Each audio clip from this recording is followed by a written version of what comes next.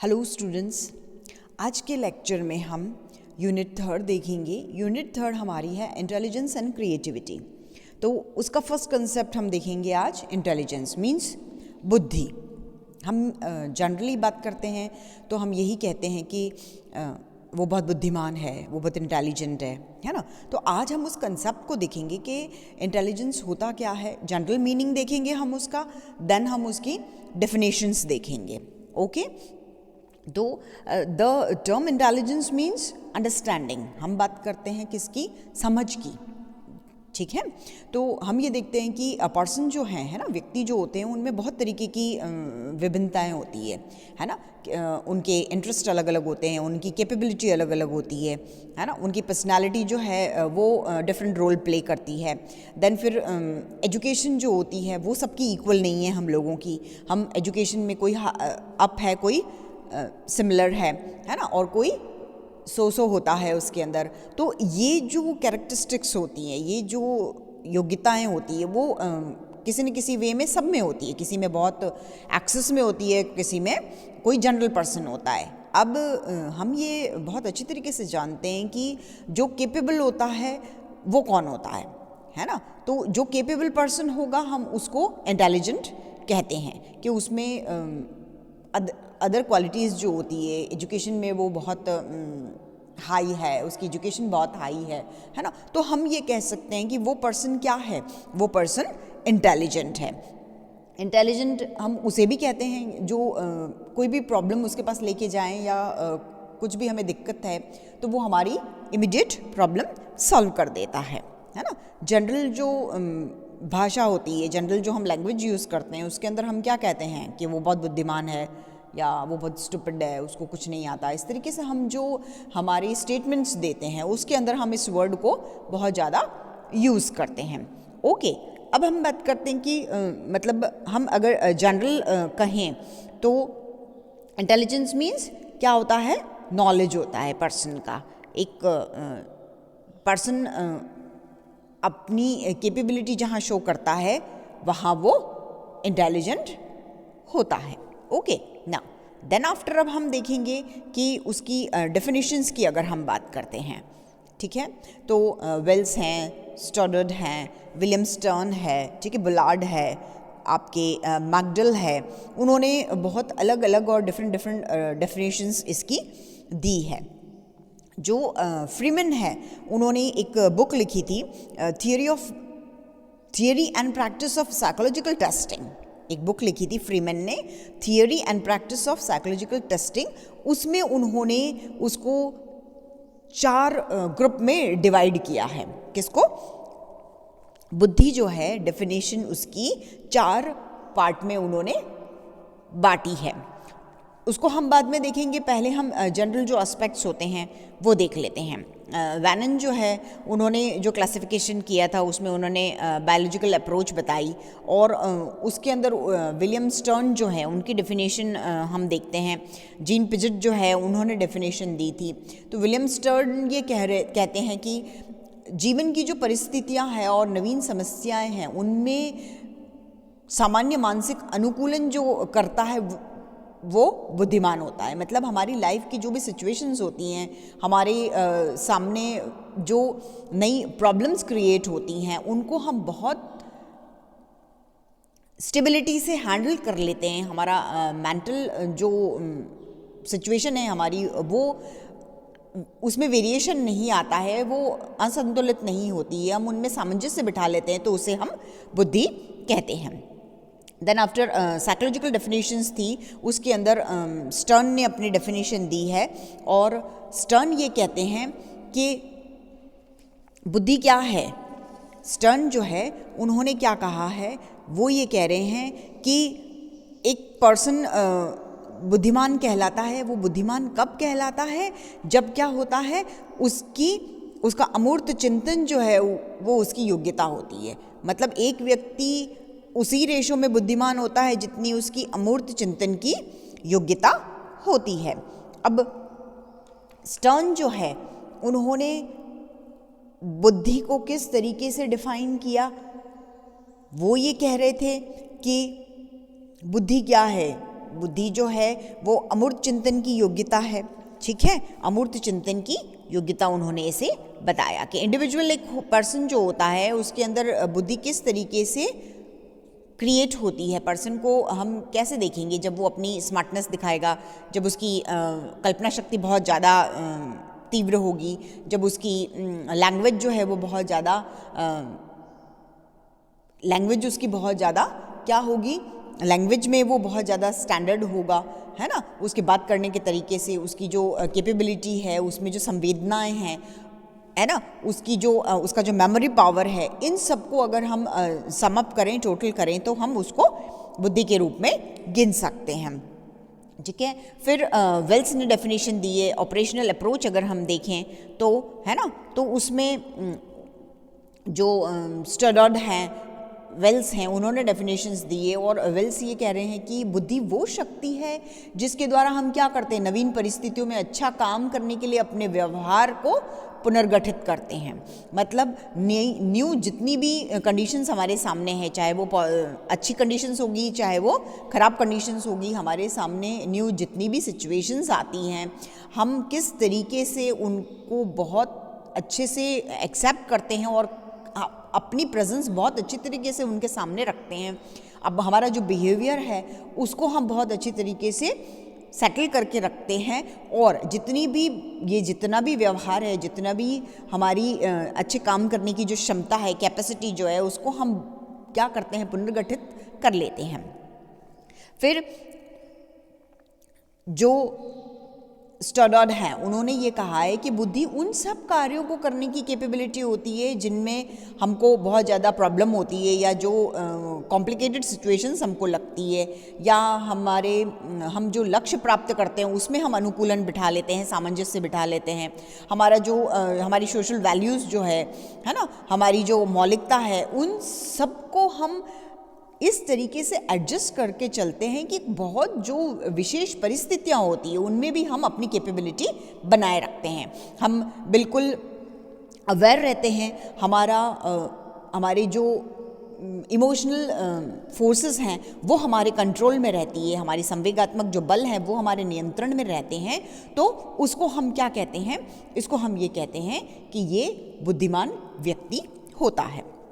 अब हम फ्रीमैन के क्लासिफिकेशन की बात करते हैं और फ्रीमैन के क्लासिफिकेशन से पहले हम बलाद जो है उनके डेफिनेशन देखते हैं कि उन्होंने इसके नेचर के बारे में क्या कहा है। बलाड ने बुद्धि की प्रकृति के विषय में क्या कहा, उन्होंने ये कहा कि अध्यापक बुद्धि बनाना चाहता है। टीचर जो होता है वो बच्चों में क्या करता है, इंटेलिजेंस डालता है ना, उसकी जो कैपेबिलिटी होती है, उसमें जो क्षमताएं होती है, वो जितना जानता है वो बच्चों को देता है। देन फिर मनोवैज्ञानिक बुद्धि का मापन करना चाहता है। जो साइकोलॉजिस्ट होते हैं वो क्या करते हैं, वो बुद्धि को मेजर करते हैं, लेकिन ये कोई नहीं जानता है कि एक्चुअल में बुद्धि है क्या, व्हाट इज इंटेलिजेंस, है ना। तो बुद्धि का जो मीनिंग है उसको क्लियर करने के लिए, बुद्धि क्या होती है उसको उसका स्पेसिफिक मीनिंग देने के लिए साइकोलॉजिस्ट ने बहुत उसकी अलग अलग डेफिनेशंस दी और उसमें फ्रीमैन ने उसको 4 पार्ट में डिवाइड किया है। तो फर्स्ट हम देखते हैं कि फ्रीमैन ने ये कहा कि intelligence is the ability to adjust. क्या है, बुद्धि समायोजन करने की योग्यता है। समायोजन करने की योग्यता है मतलब साइकोलॉजिस्ट जो है उनका एक ग्रुप ऐसा था जो बुद्धि की डेफिनेशन देते समय ये कह रहा था कि व्यक्ति द्वारा अपने वातावरण के साथ समायोजन करना वो ज़्यादा इम्पॉर्टेंट है और उसने उस पर ज़्यादा बल दिया। तो इसके अंदर कौन आते हैं, इसके अंदर मैकडॉल, स्टर्न, वेल्स, ये सब आते हैं। तो मैकडॉल ये कह रहे हैं कि मैकडॉल जो है उन्होंने ये कहा है कि बुद्धि क्या है, अनिवार्य रूप से नवीन समायोजन करने की योग्यता है। हम न्यू एडजस्टमेंट्स जो करते हैं, कंपल्शन है कि न्यू जितनी भी सिचुएशंस हमारे सामने आएगी उनके अंदर हम एडजस्ट कर सकें और वो एडजस्टमेंट करने की हमारे में कैपेबिलिटी होनी चाहिए। ओके, देन फिर स्टर्न की डेफिनेशन हम देखते हैं। तो स्टर्न ये कह रहे हैं कि बुद्धि नवीन परिस्थितियों में समायोजन करने की योग्यता है। बुद्धि क्या है, नई जितनी भी कंडीशंस हमारे सामने होती है उनके अंदर हम समायोजन करें, वो योग्यता है। मैकडल भी वही कह रहे हैं, स्टर्न भी वही कह रहे हैं। नाउ हम वेल्स की डेफिनेशन देखते हैं तो वो ये कह रहे हैं कि संक्षिप्त रूप में बुद्धि का अर्थ क्या होता है, हमारे व्यवहार के गुणों का मिश्रण करना जिससे नवीन परिस्थितियों में अच्छा कार्य हो सके। क्या है बुद्धि का मीनिंग? कि हमारे जो व्यवहार है उनके गुणों का मिश्रण करना, हमारा जो बिहेवियर है उसके, हमारी जो क्वालिटीज़ है उन सबको हम मिक्स करें, उन सबको हम स्टेबल बनाए रखें और इससे जो नई सिचुएशंस हमारे सामने आती है, नई कंडीशंस जो हमारे सामने आती है उनमें हम अच्छा काम कर सकें। तो ये जो डेफिनेशंस है इसके अकॉर्डिंग हम ये कह सकते हैं, इनका कंक्लूजन अगर हम निकालें तो हम ये कह सकते हैं कि बुद्धि समायोजन करने की सामान्य शक्ति है ना। कि बुद्धि क्या है? समायोजन करने की सामान्य शक्ति है। मतलब इसकी हेल्प से हम क्या करते हैं, न्यू कंडीशंस जो हमारे सामने आती है, नई सिचुएशंस जो हमारे सामने आती हैं उनको हम बहुत अच्छे तरीके से हैंडल कर सकते हैं और एनवायरनमेंट में हम रहते हैं और उसकी जो नीड होती है उसके अकॉर्डिंग हम अपने बिहेवियर को एडजस्ट कर सकते हैं, उसको हम चेंज कर सकते हैं। ओके, देन अगर और ईजीएस्ट फॉर्म अगर हम कहें तो हम ये कह सकते हैं कि बुद्धि क्या है? बुद्धिमान व्यक्ति अपने व्यवहार का बहुत ज़्यादा रचनात्मक संगठन करता है।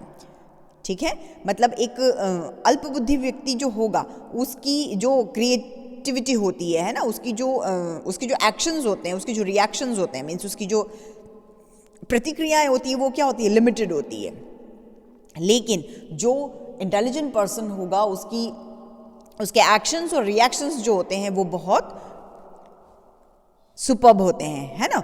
ठीक है, देन फिर हम बात करते हैं नेक्स्ट, ये कह रहे हैं कि intelligence is the ability to learn, मतलब बुद्धि सीखने की योग्यता है। बुद्धि क्या है? बुद्धि सीखने की योग्यता है। मतलब साइकोलॉजिस्ट का जो दूसरा ग्रुप था वो ये मानता था कि सीखने की जो योग्यता होती है वही बुद्धि होती है। मतलब बुद्धिमान जो पर्सन होता है वो बहुत कम समय में बहुत ज़्यादा कुछ गेन कर लेता है, सीख लेता है और उसका जो सीखने का एरिया है वो बहुत ज़्यादा एक्सपांड होता है, विस्तृत होता है। इसके अंदर बकिंघम, एम्बिहॉन्स और वुड्रो जो हैं वो आते हैं इस ग्रुप के अंदर। तो बकिंघम इसके अंदर कह रहे हैं कि बुद्धि सीखने की योग्यता है, एम्बिहॉन्स कह रहे हैं कि बुद्धि मिश्रण या संगठन की योग्यता है और वुड्रो यहाँ वही बात कहते हैं कि बुद्धि ज्ञान अर्जन करने की क्षमता है। मतलब ये क्या है? ये लर्निंग की कैपेबिलिटी है। फिर इसमें क्या है? इसमें मिश्रण है किसका? कैपेबिलिटी का और लर्निंग पावर का। और फिर बुद्धि क्या है? ज्ञान अर्जन करने की क्षमता है। देन आफ्टर हम देखते हैं कि intelligence is the ability to abstract thinking, मतलब बुद्धि अमूर्त चिंतन करने की योग्यता है। बुद्धि अमूर्त चिंतन करने की योग्यता है मतलब मनोवैज्ञानिक जो थे, साइकोलॉजिस्ट जो थे, उनका थर्ड ग्रुप जो था वो ये मानता था और ये जो ग्रुप था उसने बुद्धि को क्या है? अमूर्त चिंतन की योग्यता माना। और इसके अंदर कौन कौन ऑथर्स आते हैं? उसके अंदर टर्मन, बिने और बर्ट आते हैं। तो टर्मन ये कह रहे हैं कि बुद्धि अमूर्त चिंतन करने की योग्यता है। बिने ये कह रहे हैं कि बुद्धि क्या है? जो आवश्यक प्रतिक्रियाएं होती है, मतलब कोई समस्या जो होती है उसको बहुत अच्छी तरीके से हम सॉल्व कर सकते हैं, ईजिली हम उसको सॉल्व कर सकते हैं, उसको हैंडल कर सकते हैं। उसके विषय में तर्क करना, मीन्स वो जो भी प्रॉब्लम है या जो भी सिचुएशन हमारे सामने आती है उसके बारे में आर्ग्यूमेंट करना और एक सही डिसीजन लेना, निश्चित निर्णय पे पहुंचना, this is intelligence. Okay, then फिर बर्ट ये कह रहे हैं कि बुद्धि क्या है? जन्मजात सामान्य ज्ञानात्मक कुशलता है। वो क्या है? जब बुद्धि जो होती है वो क्या है? वो इंटेलेक्ट होती है ना। वो जो क्रिएटिविटी पर्सन के अंदर आती है वो जब वो जन्म लेता है तब से ही उसके अंदर पाई जाती है। ओके, देन फिर बात आती है फोर्थ ग्रुप क्या कहता है? फोर्थ ग्रुप ये कहता है कि intelligence is the ability of problem solving, बुद्धि समस्या समाधान करने की योग्यता है। मतलब बुद्धि क्या है? समस्या समाधान करने की योग्यता है। तो साइकोलॉजिस्ट का जो फोर्थ ग्रुप था वो ये मानता था कि बुद्धि क्या है? समस्या समाधान करने की कैपेबिलिटी है। और इसके अंदर कौन है? इसके अंदर मेन है स्टडॉड, और वो ये कह रहे हैं कि बुद्धि व्यक्ति की उन कार्यों को करने की शक्ति होती है जिनमें कठिनाई, जटिलता या उद्देश्य प्राप्ति की क्षमता, सामाजिक मूल्य और मौलिकता की क्षमता आती है। मीन्स क्या है?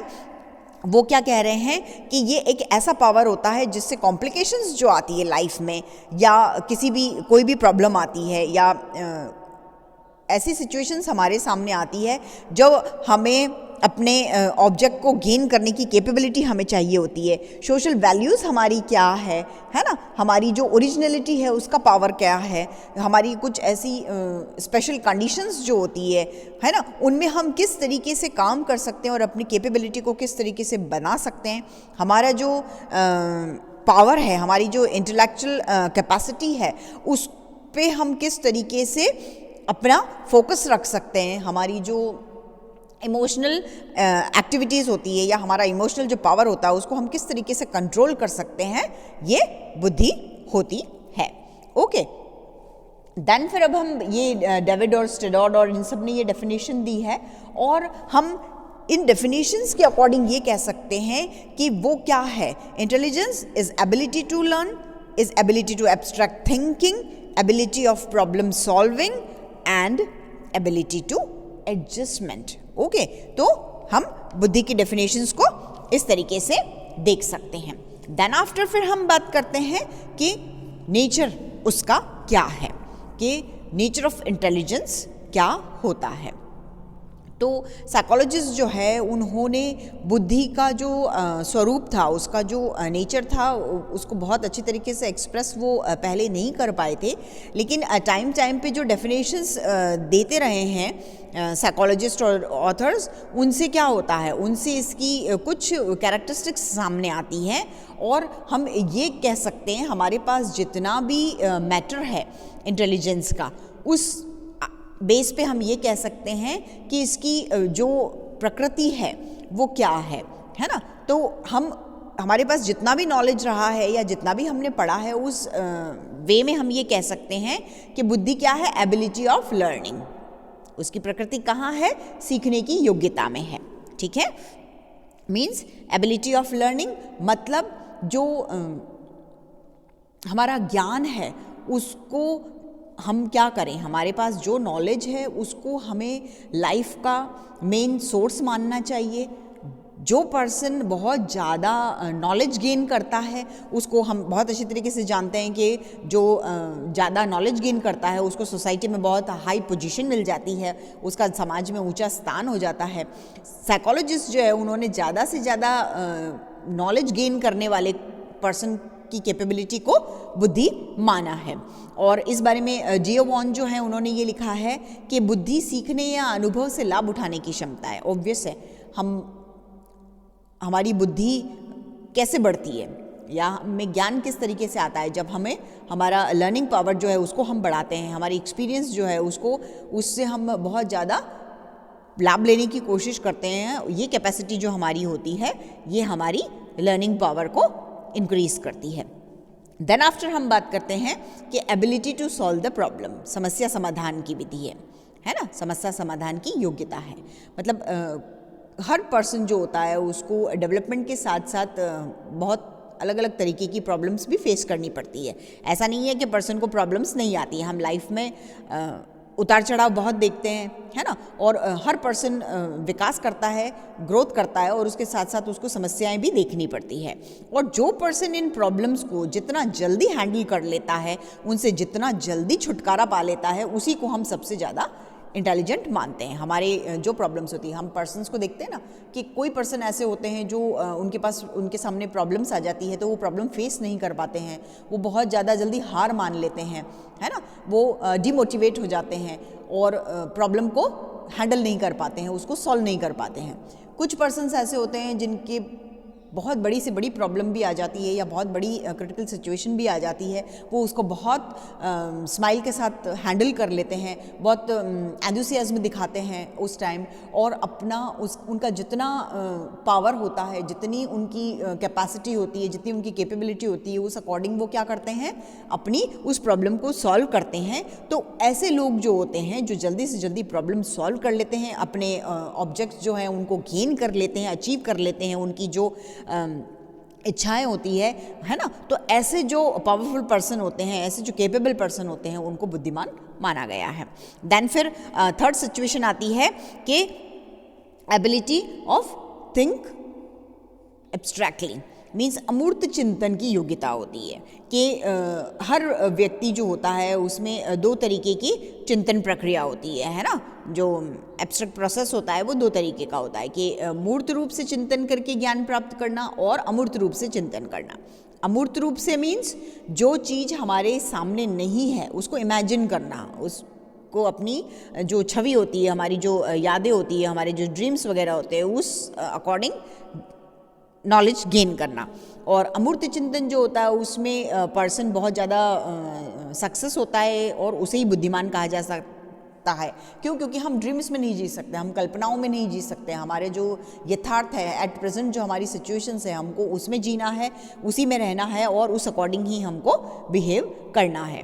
तो डमन इस बारे में कहते हैं कि एक व्यक्ति उसी अनुपात में बुद्धिमान होता है जितनी उसमें अमूर्त चिंतन की योग्यता होती है। मतलब वो लाइफ को किस तरीके से एट प्रेजेंट सिचुएशंस जो उसकी है किस तरीके से हैंडल करेगा, वो चीज़ इम्पॉर्टेंट होती है। देन आफ्टर फिर बात करते हैं कि ये जो सिचुएशन है ये क्या है, ability of adjustment with environment, पर्यावरण से सामंजस्य की योग्यता। अब पर्यावरण से सामंजस्य की योग्यता की अगर हम बात कर रहे हैं तो हर पर्सन जो होता है वो लाइफ में डेवलप होता है। ऐसा कोई भी पर्सन नहीं है जिसने ग्रोथ नहीं की हो या उसका डेवलपमेंट नहीं हुआ, उसका विकास नहीं हुआ। और इस डेवलपमेंट के टाइमिंग में जो हम सक्सेस देखते हैं, जो हम फेलियर देखते हैं, मतलब जो हमारे सामने सफलताएं आती है और असफलताएं आती है, दोनों ही आती है, हम जानते हैं, है ना। और जो पर्सन दोनों में सोशलाइजेशन कर लेता है, उनमें एडजस्टमेंट बिठा लेता है, सामंजस्य कर लेता है, उसका विकास होता है और उसी पर्सन को बुद्धिमान माना जाता है। ठीक है, या यूँ कह दें कि जो जितनी जल्दी एनवायरनमेंट में एडजस्ट हो जाता है उसको हम क्या कहते हैं, इंटेलिजेंट पर्सन कहते हैं। ठीक है, तो विलियम स्टर्न जो है उन्होंने ये कहा है कि ये लाइफ की जो सिचुएशंस होती है, ये जो हमारे सामने नए चैलेंजेस आते हैं लाइफ में, न्यू प्रॉब्लम्स जो आती है, उनमें हमारी जो मेंटल सिचुएशन है, हम जो बैलेंस करके चलते हैं, उसी को एक्चुअल में क्या कहते हैं, उसी को यहाँ पे क्या कहा गया है, बुद्धि कहा गया है। ओके, देन हम ही ने अभी तो बुद्धि की बात की थी। देन हम बात कर रहे हैं कि कितना जल्दी हम प्रॉब्लम जो होती है उसको सॉल्व कर सकते हैं, कितना जल्दी हम ये एक जन्मजात होती है हमारे अंदर कैपेबिलिटी जो होती है उसका बहुत बड़ा एक ग्रुप होता है, हम चिंतन कर सकते हैं, है ना। हम क्या कर सकते हैं, हम हमेशा लोगों की हेल्प करने के लिए तैयार रह सकते हैं, न्यू सिचुएशंस में हम एडजस्ट करने के लिए तैयार रहते हैं, हम पर्यावरण में सामंजस्य करने के लिए तैयार रहते हैं। तो ये सारी जो कैपेबिलिटीज़ होती है, ये जो है, ये किसका नेचर है, बुद्धि का नेचर है, ये बुद्धि की प्रकृति के अंदर आता है। ऐसे कहा गया है कि भिन्न भिन्न व्यक्ति जो होते हैं, अलग अलग जो व्यक्ति होते हैं, उनकी बुद्धि भी अलग अलग होती है, ऑब्वियस है ना। मुंडे मुंडे मत भिन्ना, ये कहा गया है। और ये चरितार्थ भी होती है कि अलग अलग लोग होते हैं, सबकी बुद्धि एक जैसी नहीं है, सब में पावर एक जैसा नहीं है, सबकी कैपेबिलिटी एक जैसी नहीं है, हम बहुत अच्छी तरीके से जानते हैं। सबकी एजुकेशन सेम नहीं होती है ना। तो ये नेचर में ये सब चीज़ें आती है, बुद्धि की प्रकृति में आती है। अब हमने डेफिनेशंस देख ली, देन आफ्टर फ्रीमैन की जो 4 ग्रुप बनाए हुए हैं वो हमने देख लिए, हमने नेचर देखा है इसका। अब लास्ट इसके अंदर कंसेप्ट पे हम बात करते हैं कि what is the characteristics of intelligence, बुद्धि की जो विशेषताएं होती है वो क्या क्या होती है। ओके, तो हम देखते हैं कि ये क्या है, एग्रीगेट ऑफ मेंटल एबिलिटीज़, मतलब क्या है, मानसिक योग्यताओं का एक समुच्चय है, ग्रुप है। मतलब बुद्धि एक योग्यता ही नहीं है, सिर्फ एक कैपेबिलिटी नहीं होती है, बल्कि वो क्या होते हैं, अलग अलग योग्यताएं जो होती हैं उनका एक ग्रुप होता है। बुद्धि से क्या है, व्यक्ति तर्क करता है और सोचने की उसका पावर बहुत ज़्यादा इंक्रीज हो जाता है, तो तर्कपूर्ण और अमूर्त चिंतन करता है। वो क्या करता है, उद्देश्यपूर्ण क्रियाएं करता है, मीन्स ऑब्जेक्ट्स लेके चलता है और उसी अकॉर्डिंग वो एक्शन करता है। उसका जो नॉलेज है, उसके जो इंडिकेशंस जो होते हैं, है ना, उसके जो संकेत होते हैं वो क्या होते हैं, वो अधिगम करता है, उसके साथ वो सीखता है, वो लर्न करता है, और नवीन जो परिस्थितियाँ होती है, न्यू जो सिचुएशंस आती है, उनमें वो बहुत इफ़ेक्टिव तरीके से क्या करता है, प्रभावपूर्ण तरीके से क्या करता है, एडजस्ट करना सीखता है, समायोजन करता है। अब जो जनरल काम होते हैं, साधारण जो काम होते हैं, उसमें बुद्धि की जो योगदान होता है वो बहुत कम होता है ना। जनरल जो काम होते हैं वो कोई भी कर सकता है, लेकिन इम्पॉर्टेंट बात ये है कि कॉम्प्लिकेशंस जो होते हैं उन कामों को किस तरीके से वो हैंडल करता है। तो जो इंटेलिजेंट पर्सन होगा वो इन कामों को बहुत ज़्यादा एक्टिव तरीके से और पॉजिटिव वे में लेके कंप्लीट करेगा। तो बुद्धि जो होती है वो क्या होती है, मानसिक योग्यताओं का समुच्चय होती है। फर्स्ट इसकी कैरेक्टरिस्टिक ये है। देन सेकंड हम देखते हैं कि relationship of intelligence with heredity and environment. बुद्धि का वंशानुक्रम और वातावरण से संबंध होता है। ऑब्वियस होता है कि बुद्धि जो है वो विभिन्न मानसिक योग्यताओं का समुच्चय होती है। मतलब मेनली तो वो क्या है, हेरिडिटी पे डिपेंड करती है, ठीक है। फिर उसके बाद में उसका डेवलपमेंट जो होता है वो एनवायरनमेंट में होता है ना, कि जैसे जैसे बच्चा बड़ा होता जाता है, जैसे जैसे वो एनवायरनमेंट में अपने आप को ढालना सीख लेता है, एडजस्ट करना सीख लेता है, बहुत सारे ऐसे फैक्टर्स होते हैं जो इसमें उसकी हेल्प करते हैं। और ये जो बुद्धि होती है ये हमारे माइंड में जो वर्किंग कैपेसिटी होती है उससे रिलेटेड होती है, हमारे मस्तिष्क की कार्यक्षमता जो होती है उससे रिलेटेड होती है। और उसको डेवलप करने के लिए, उसके विकास के लिए वंशानुक्रम और वातावरण जो होते हैं, मीन्स हेरिडिटी और एनवायरनमेंट जो होते हैं, वो दोनों बहुत ज़्यादा इंपॉर्टेंट रोल प्ले करते हैं और वो इसके लिए बहुत ज़्यादा इंपॉर्टेंट होते हैं। थर्ड हम देखते हैं कि एबिलिटी ऑफ प्रॉब्लम सॉल्विंग, कि समस्या समाधान की योग्यता होती है। थर्ड कैरेक्टरिस्टिक इसकी क्या है, विशेषता क्या है, कि बुद्धि व्यक्ति की बहुत सी योग्यताएं और शक्तियों का समूह होती है। हाँ, बहुत अच्छी तरीके से जानते हैं कि जो इंटेलिजेंट पर्सन होगा उसमें बहुत सारी कैपेबिलिटीज़ होगी और बहुत सारा पावर होगा और उसका एक ग्रुप उनके अंदर होता है। बुद्धि जो होती है वो अलग अलग जो हमारी मेंटल एक्टिविटीज़ होती है, मानसिक जो क्रियाएं होती है, हमारे मानसिक जो काम होते हैं, और विवेकशील चिंतन और वातावरण जो होता है उसके प्रति हम इफेक्टिव तरीके से एडजस्ट उसमें कर सकते हैं, प्रभावपूर्ण समायोजन जो करते हैं उसमें हेल्प करती है। वास्तव में क्या है, बुद्धि समस्या समाधान करने की एक मानसिक योग्यता है। बुद्धि क्या है, प्रॉब्लम जो सॉल्व की जाए उसके लिए एक मेंटल कैपेबिलिटी होनी चाहिए, ऐसा माना गया है। अब बर्ट इसके अंदर कहते हैं, इस बारे में कहते हैं कि बुद्धि क्या है, समुचित रूप से निर्णय करने, समझने और तर्क करने की योग्यता है। बुद्धि क्या है, डिसीजन लेने की, अंडरस्टैंडिंग की, और जो तर्क लगाए जाते हैं, जो हम जो सोचते हैं, हमारी जो थिंकिंग होती है, हम कुछ ऐसी सिचुएशंस होती है जिन पे आर्ग्यू कर सकते हैं, हम उनको सटीक बैठा सकते हैं कि प्रॉब्लम ये है और इसको इस तरीके से सॉल्व करना है, ये कैपेबिलिटी होती है। देन आफ्टर कह रहे हैं कि डेवलपमेंट ऑफ इंटेलिजेंस है, बुद्धि का विकास। ये एक विशेषता होती है कि जैसे जैसे हमारी एज होती जाती है, आयु जो होती है, आयु एक सीमा तक वृद्धि के साथ साथ बुद्धि भी बढ़ती है। जैसे जैसे पर्सन बड़ा होता जाता है वैसे वैसे उसकी मेमोरी, जो जैसे हम कहते हैं ना कि बुजुर्ग कोई हो जाते तो वो कहते हैं अब हम बूढ़े हो गए हैं, हमारी थोड़ी याददाश्त कमज़ोर हो गई है, और इस तरीके से। तो जैसे जैसे एज बढ़ती जाती है वैसे वैसे इसकी जो लर्निंग पावर जो होता है वो कम होता जाता है और ये एक लिमिट पे आके और स्टॉप होती है। मतलब अगर हम कहें कि 17 की जो एज होती है उसमें इंटेलिजेंस जो होती है वो अपने पीक पे होती है, चरम सीमा पे पहुंच जाती है। उसके बाद में क्या होती है, वो रुक जाएगी। लेकिन उसके बाद में भी पर्सन जो है, ऐसा नहीं है कि हम कुछ सीख नहीं सकते हैं, पर्सन जो है वो अपनी उसकी जो लर्निंग पावर है, उसकी जो एक्सपीरियंस है, उससे वो उसको बना सकता है। और इसका जो वर्टिकल ग्रोथ है वो रुक जाता है, लेकिन इसका हॉरिजॉन्टल जो ग्रोथ है वो चलता रहता है ना। वर्टिकल ग्रोथ उसका एक एज लिमिट के आने पे स्टॉप हो जाएगा, लेकिन उसका हॉरिजॉन्टल जो ग्रोथ होगा, उसकी जो क्षैतिज वृद्धि होगी, वो लगातार चलती रहती है। ठीक है। देन आफ्टर हम बात करते हैं कि डिस्ट्रीब्यूशन ऑफ इंटेलिजेंस मीन्स बुद्धि का वितरण।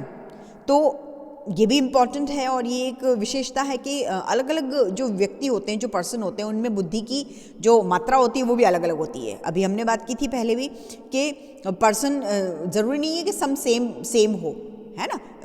हम सब में अलग अलग कैपेबिलिटीज़ होती है, एफिशिएंसी, वर्क एफिशिएंसी अलग अलग होती है सबकी, है ना। कार्य क्षमता और सोचने का तरीका सब अलग अलग होता है। तो बुद्धि को हम डायरेक्टली नहीं देख सकते, प्रत्यक्ष रूप से नहीं देख सकते हैं, लेकिन हम वो हमारे बिहेवियर को प्रभावित करती है। ज़्यादातर पर्सन जो होते हैं वो औसत बुद्धि के होते हैं, एवरेज इंटेलिजेंस वाले होते हैं, है ना। और प्रतिभाशाली व्यक्ति जो होते हैं वो बहुत कम देखने को मिलते हैं, और मंद बुद्धि जो होते हैं वो भी बहुत कम होते हैं, ठीक है। जिनमें बुद्धि कम है या जो बहुत ज़्यादा इंटेलिजेंट पर्सन होते हैं वो बहुत हमको कम देखने को मिलते हैं। मैक्सिमम तो क्या है, एवरेज इंटेलिजेंस वाले लोग ही होते हैं। देन फिर इंटेलिजेंस एंड सेक्स डिफरेंस, कि बुद्धि और लिंग भेद होता है। जनरली लोगों का ये विश्वास होता है कि लेडीज़ की अपेक्षा जेंट्स जो होते हैं वो ज़्यादा बुद्धिमान होते हैं, लेकिन ये जो थिंकिंग है ये बिल्कुल निराधार है। कि रिसर्च जो होते हैं उनसे ये प्रूव हुआ है कि लड़के और लड़कियां जो होते हैं, मीन्स बालक और बालिकाएं जो होते हैं, उनको अगर डेवलपमेंट के इक्वल अपॉर्चुनिटीज़ मिले, उनको विकास के समान अवसर दिए जाएं, तो उनकी बुद्धि विकास में कोई भी डिफरेंस हमको देखने को नहीं मिलेगा। वो इक्वल होंगे, चाहे लड़का होगा चाहे लड़की होगी, दोनों का इंटेलेक्चुअल पावर बढ़ेगा, दोनों की इंटेलिजेंस में बहुत ज़्यादा वृद्धि होगी अगर उन्हें इक्वल अपॉर्चुनिटीज़ दी जाए तो। ओके, देन फिर बात करते हैं हम कि लास्ट हम विशेषता देखते हैं कि इंटेलिजेंस एंड कल्चरल डिफरेंसेस, बुद्धि और सांस्कृतिक विभिन्नताएं। कि बुद्धि और संस्कृति का क्या है, आपस में कोई रिलेशन नहीं होता है।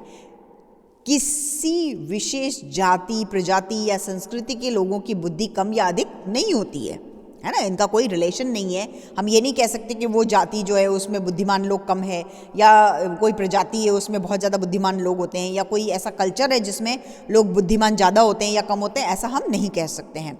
अमेरिकन और इंडियन कल्चर में अंतर है, और उसके कारण क्या होती है, बुद्धि में भिन्नताएं नहीं होती। हम ये नहीं कह सकते हैं कि अमेरिकन कल्चर अलग है या वो बहुत ज़्यादा फास्ट फॉरवर्ड है और इंडियन कल्चर थोड़ा सा हम उसे बैकवर्ड मानते हैं, तो वहाँ के लोग बहुत ज़्यादा बुद्धिमान हैं, हम लोग नहीं हैं। ऐसा हम लोग स्टेटमेंट नहीं दे सकते हैं। मतलब वर्ल्ड में जितनी भी कास्ट है, जितने भी सब कास्ट होती है, जितने भी कल्चर हैं, उन सब में ही क्या होते हैं, एफिशिएंट लोग होते हैं। उनमें सब में ही प्रतिभाशाली, औसत और मंद बुद्धि वाले व्यक्ति होते हैं, ठीक है। तो बुद्धि और सांस्कृतिक विभिन्नताएं जो होती है उनका भी कोई फर्क नहीं पड़ता है। नाउ अब हम इनके कंक्लूजन्स की अगर हम बात करें तो हम ये कह सकते हैं कि बुद्धि की विशेषताएं कौन कौन सी होती है, तो वो क्या होती है, वो हेरिडिटी और एनवायरनमेंट से रिलेटेड होती है। वो क्या है, मेंटल एबिलिटी को शो करती है, उसका एग्रीगेट होती है। और प्रॉब्लम सॉल्व किस तरीके से की जाए उसकी एबिलिटी हमारे में होनी चाहिए, है ना। इंटेलिजेंस जो है उसको हमको किस तरीके से डेवलप करना है वो हमको आना चाहिए।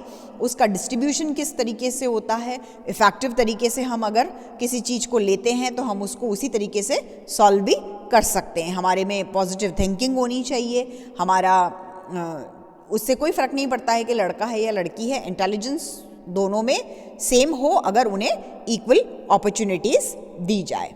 ओके, तो आज के लेक्चर में हमने इंटेलिजेंस क्या होता है जनरल मीनिंग देखा था, हमने उसकी डेफिनेशंस देखी है, हमने फ्रीमैन ने जो उसके 4 ग्रुप में उसको डिवाइड किया हुआ है और उसमें कौन कौन से ऑथर्स थे हमने उनके बारे में देखा है, उनकी जो थिंकिंग थी उसके बारे में हमने बात की है। देन आफ्टर हमने नेचर डिस्कस किया है उसका और उसकी कैरेक्टरिस्टिक्स के बारे में बात की है। नेक्स्ट लेक्चर में हम इसी कंटेंट को आगे कंटिन्यू करेंगे। Okay, thank you.